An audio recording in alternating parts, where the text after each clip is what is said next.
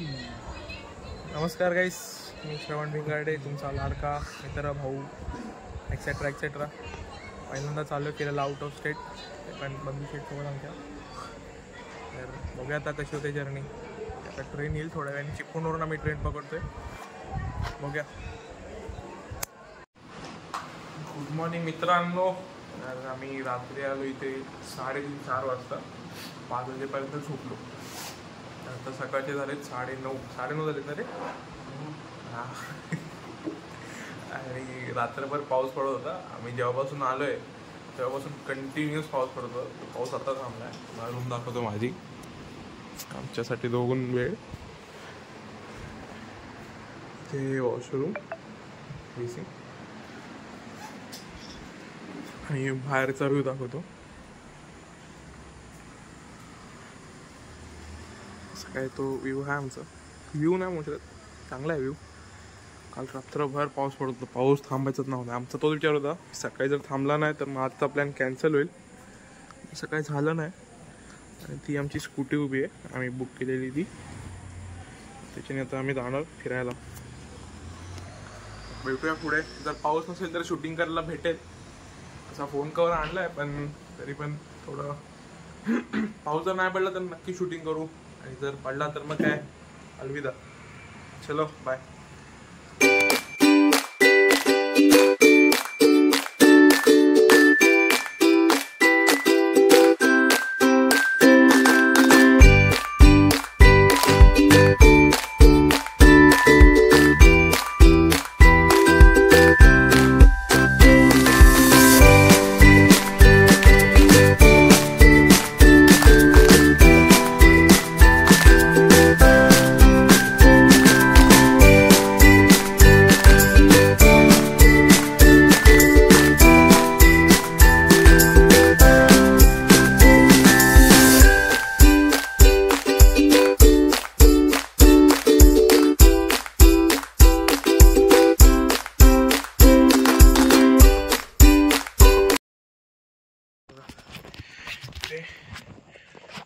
भाषा बोलायची 2 मिनिट.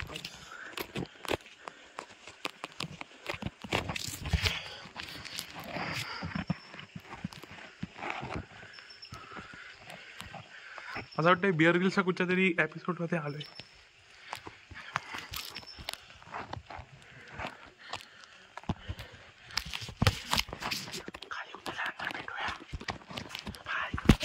तर गाईस, आता आम्ही आलो विभूती फॉल्सला. आणि ते कुठचं केव्ह होतं ते याना केव्हला जाम मजा आली. खतरनाक जागा आहे, नक्की विजिट करा. नाव सांगा माझं तिथे फक्त, माझं आणि बंधूचं. Free entry direct.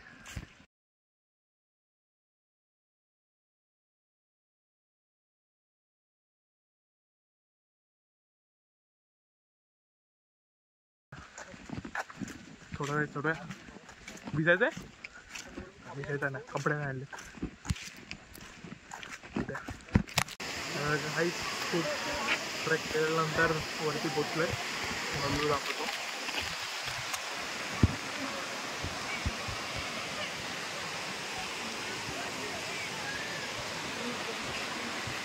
विभूती फॉल्स आहे. तिथे आता पावसाळा कमी आहे म्हणून एवढं पाणी नाही, पण जेव्हा पावसाळा येईल तेव्हा ते पूर्ण भरलेलं असतं. तर खाली जाऊया आपण.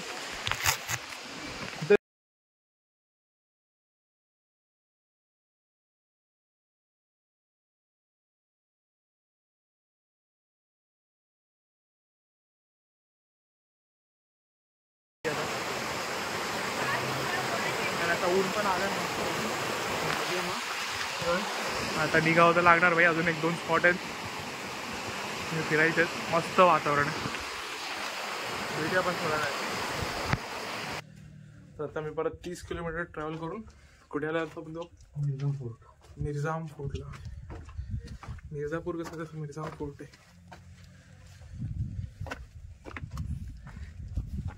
ऑट टायमिंग हवं ना पण.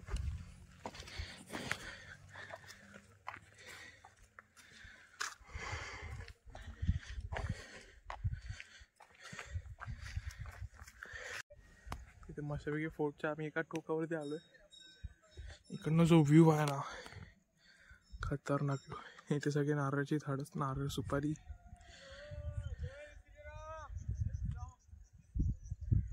क्लाउड्स पण एवढे भारी आहेत ना, खतरनाक.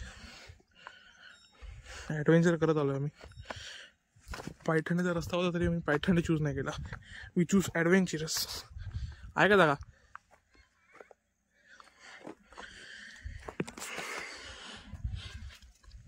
And again we choose adventurous.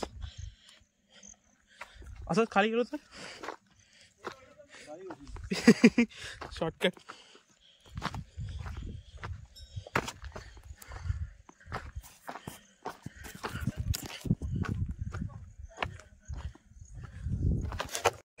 तर आता आम्ही आलोय कुठचं तरी बीच आहे, गोकर्ण बीचवरती आता आलोय आम्ही. पण फुल ब्लॅकआउट आहे बीचवरती.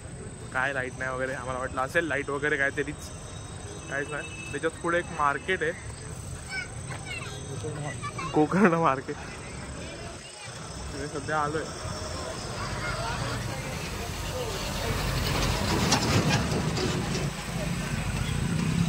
आता बीचवरती तर जाऊ नाही शकत, मग आम्ही मार्केट फिरतोय एकदम.